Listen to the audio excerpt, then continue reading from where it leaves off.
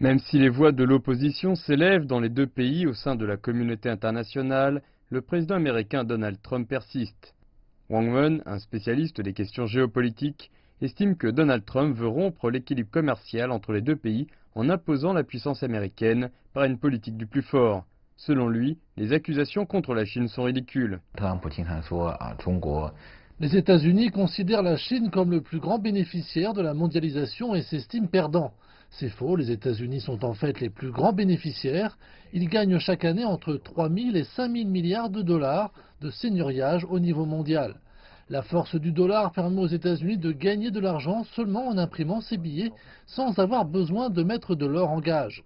Durant le processus de mondialisation, les États-Unis ont obtenu des ressources du monde entier à bas prix à travers leur puissance militaire.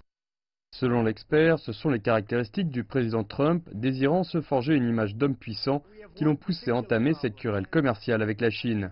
Il peut ainsi satisfaire les demandes de certains groupes et gagner le soutien de citoyens américains. Une autre des raisons est le contexte international.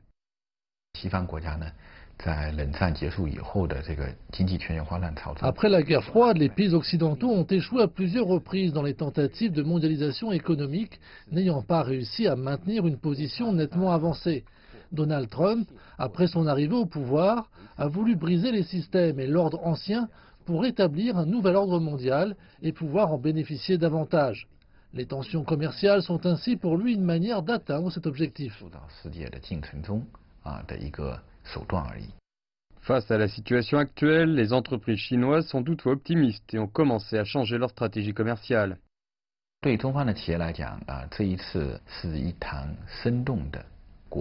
C'est une bonne leçon pour les entreprises chinoises. Il faut toujours être en état d'alerte. Les États-Unis sont entrés dans une période de haute incertitude.